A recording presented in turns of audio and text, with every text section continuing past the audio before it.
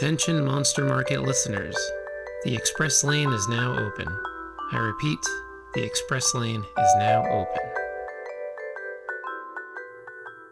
Hello again, and welcome to another little Monster Market Express checkout episode with me, your buddy Zack. So, I want to go back to the world of antiquity. So, this is the time period where there is study and discussion and exploration happening, and people are starting to record these findings. And there's land masses that are drawn on maps. And on these maps in this world are strange creatures that inhabit the margins of the texts. Ancient scholars like Herodotus and our good friend Pliny the Elder recorded some strange people living in and around ancient Libya. Now, ancient Libya in the world of antiquity is basically northern Africa. The people that we're talking about today are known as the Blemmyes. This is a name, that's the Latin name, but this is the name whose origin very few people can agree on. They are also called the Akephali by the Greeks, or the Sternophthalamoi. And this tribe of people appear human, except for one major difference. They have no use for hats or helmets, and they don't take Tylenol for headaches. Because, you see, to have a use for any of that stuff, you have to have a head.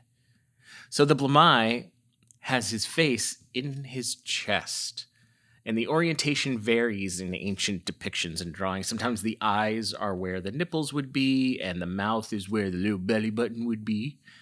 Other times the eyes are placed more on the shoulders, and the mouth is kind of more on the breast. To this end, those other Greek names that I mentioned, Akephali actually means headless one, and Sternophthalamoi means chest eyes.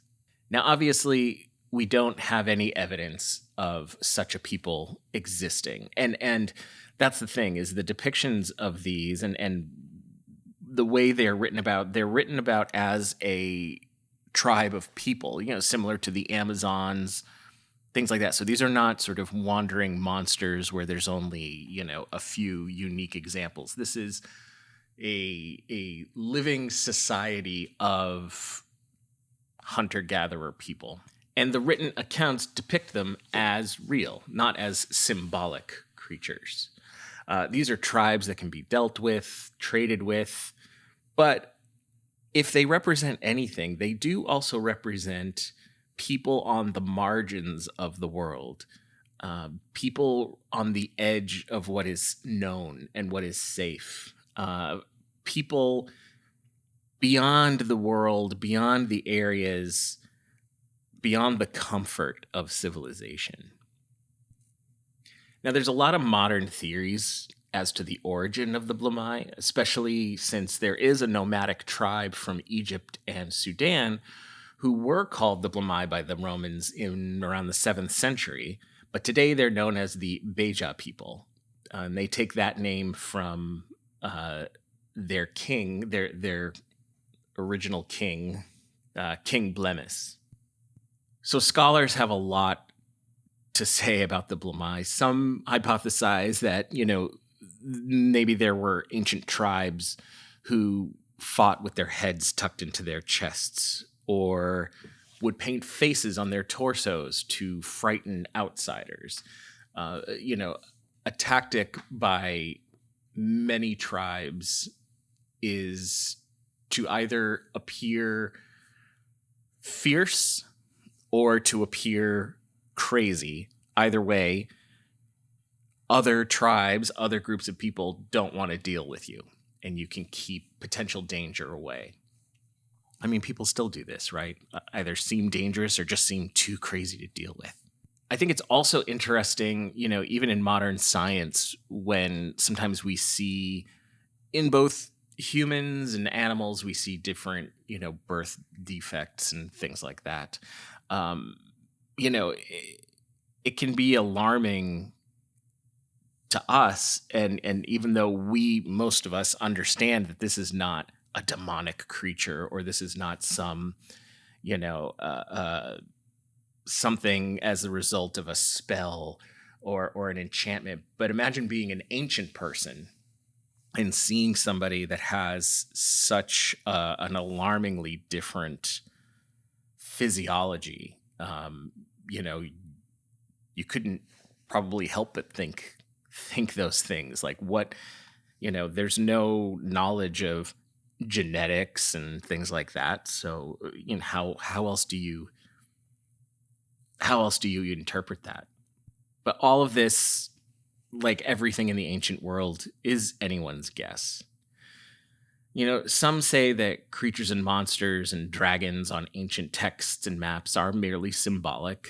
And some say, by that logic, then the land and sea shown on the maps must be symbolic too. So, are the Blemmyes symbols? Are they fabulous illustrations to create wonder? I'm not really sure why you would need to create wonder when you're already trying to depict land that is unknown to people. I don't know why you need sort of that extra goose of wonder, but I don't know. Or is the Blemmyes a misinterpretation? Or is the Blemmyes an ancient people that stay hidden from our modern eye, or an ancient people that no longer exist? I don't know. A lot of question marks.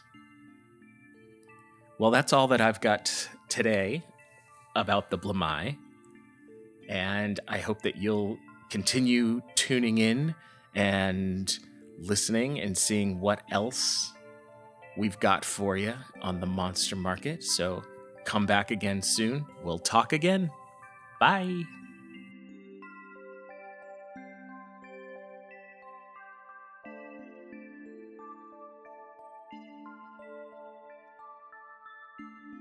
Hey everyone, David Universe here, producer and audio engineer for Ben and Zack's Monster Market. On behalf of the team, thanks for listening. Music for this episode was created by Twinstrumental. If you'd like to see sketches of the creatures discussed on this episode, as well as other mystical goodness, please visit us at monstermarketpod.com, as well as Instagram and Facebook at monstermarketpod. For creature recommendations, or just to say hello, please email us at monstermarketpodcast@gmail.com. And don't forget, subscribe on your favorite podcast platform. Until next time, beware, because they be monsters out there.